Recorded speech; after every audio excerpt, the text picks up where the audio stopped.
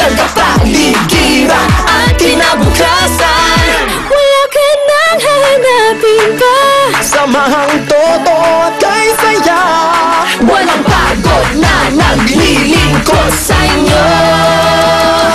Sa unang hirit, unang-una ka. Sa unang hirit, servisyong totoo ang nasalang hirit. Ang saya-saya.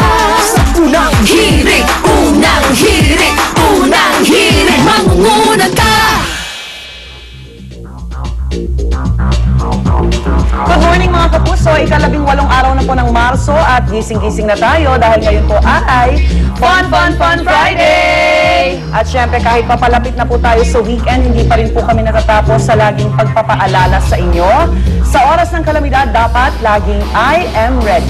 At para nga po paghandaan ang kahit anong sakunang pwedeng nangyari o sa ating bansa gaya po ng lindol at tsunami, isang earthquake and tsunami drill ang inihirit namin sa inyo mula sa headquarters naman ng Philippine Coast Guard. Abangan niyo po yan maya-maya lamang. At bukod sa patuloy na paghahanda sa oras ng kalamidad, bukas naman ay naabangan na ang phenomenon na tinatawag na supermoon o ang paglapit ng buwan sa mundo. Kaya papasyalan din natin ang Philippine Observatory sa UP Diliman para alamin ang paghahanda nila para dyan. Is it the apogee or the perigee? Silipin din natin ang tinatawag na amphibian cars ng Philippine National Red Cross. At hindi po mga ordinaryong sasakyan yan, mamaya po malalaman ninyo kung bakit. Pero syempre, bago ang lahat ng yan, narito muna ang mga balitang dapat niyong malaman sa ating Top Hirit.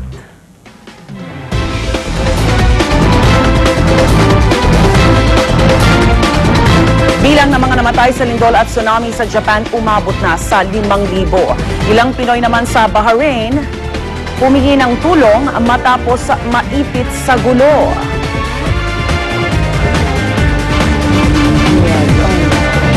Patuloy pa rin pong tumataas ang bilang ng mga namatay dyan sa Japan. At yan naman po yung sitwasyon sa Bahrain.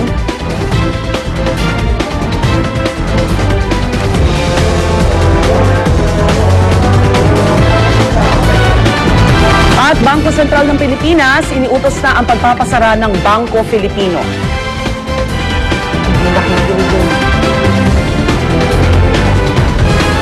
Narito na po ang mga detalye ng balita. Ngayong araw po ay 1 linggo na mula nang mangyari ang lindol at tsunami sa Japan at ang death toll sa mga trahedyang ito patuloy sa pagtaas ang bilang.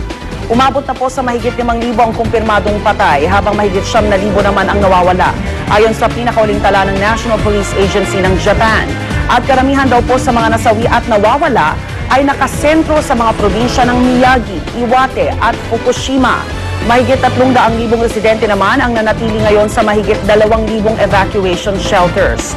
Bukod daw sa takot sa radiation na posibleng ibuga ng Fukushima Daiichi Nuclear Power Plant, nagkakaubusan na rin po ng pagkain sa mga pamilihan doon.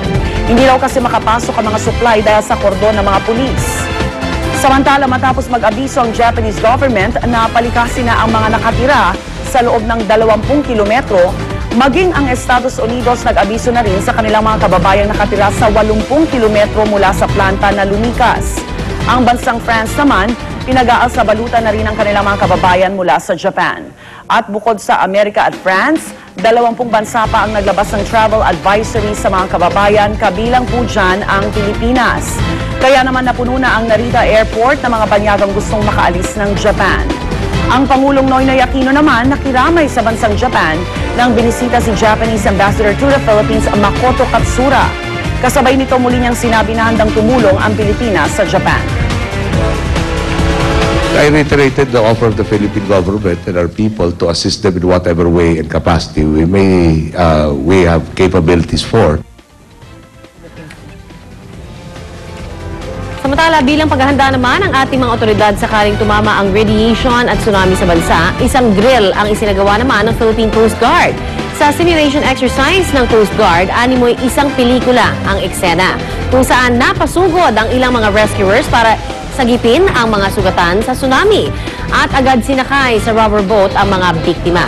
Ang mga sugatan naman sa Pampang agad sinuotan ng sea collar at isinakay sa stretcher. Pero bago po pamanyan na magulat ang maraming tao, isa lamang itong pagsasanay ha. Ayon po sa Philippine Coast Guard, mahalagang magpatuloy ang mga ganitong klaseng rescue exercises para mapataas ang ating kahandaan sa oras na tamaan tayo ng kalamidad sa bansa. Samantala, patuloy pa rin ang tensyon sa bansang Bahrain matapos ideklara ang martial law doon. Kaya naman ilang Pinoy ang naiipit sa gulo doon ang humingi ng tulong. Nakausap ng GMA News ang ilang OFW mula sa Manama. Ayon sa kanila, wala raw silang makain at hindi raw sila makalabas dahil naiipit sila sa gitna ng mga nagpoprotesta. Matapos ito, nagpadala ang Embahada ng Pilipinas ng mga opisyal para matulungan ang mga kababayan natin doon. Ngayon daw ay nasa ligtas na silang lugar at nabigyan na rin ng pagkain at gamot. Ilang linggo na rin mataas ang tensyon sa isang bahagi ng Manama matapos hilingin ng mga Shiite Muslims ang paggaba sa pwesto ng Royal Sunni family. Ilang dekada na ang alitan na yan sa pagitan ng dalawang paksyon. Nilinaw naman ng Embahada ng Pilipinas na ilang lugar lamang sa Manama, Bahrain ang apektado ng gulo. Mapayapa pa rin daw ang maraming bahagi ng bansa. Nagpatupad na rin ng curfew sa Manama mula alas 4 ng hapon hanggang alas 4 ng umaga. Kaya wala raw dahilan para magkaroon ng mass evacuation ng mga OFW. Tutulak naman papuntang Manama ang special team ng DFA para tingnan ang evacuation plan ng Embahada.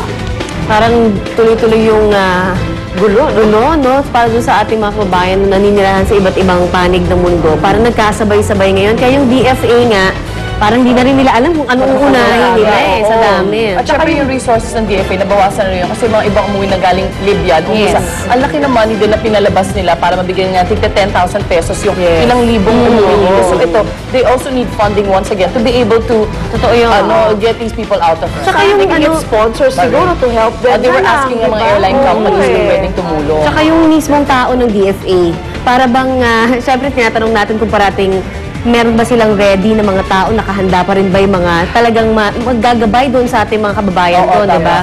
Kung meron pa sila. Kaya lang parang sa dami nito nagkakasabay-sabay, syempre, Can't help ang dami ng your hands are full.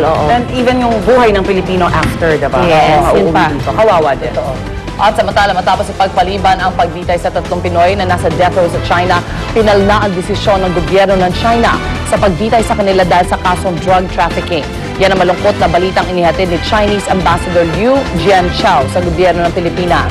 Aniya, hinihintay na lang daw ng Korte Suprema ng China ang paglalabas ng petsa ng execution kina Sally Ordinario Villanueva, Ramon Credo at Elizabeth Bataid.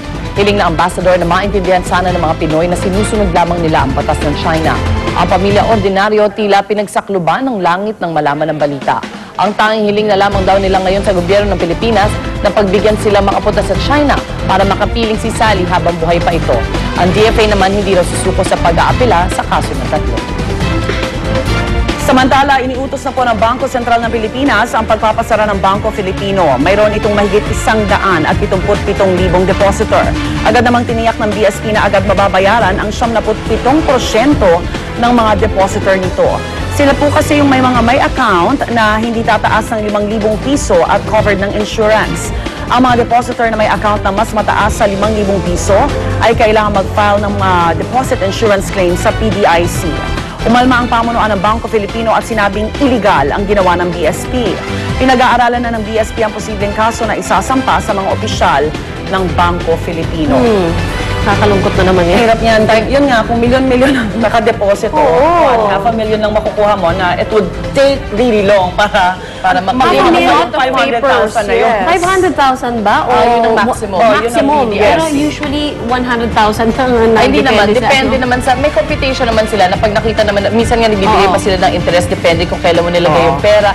Pero ang paalala na siguro sa lahat ng tao na, especially if it's a smaller bank, na maging masinop din kayo dun sa papers ninyo. Like for instance, yung iba hindi naman nagtatago na ng deposit slip. Kasi pag nakapag-deposit ka na, nasa ATM mo na, alam mo, computerized yung iba. Tapos yung iba naman nilalagay sa passbook.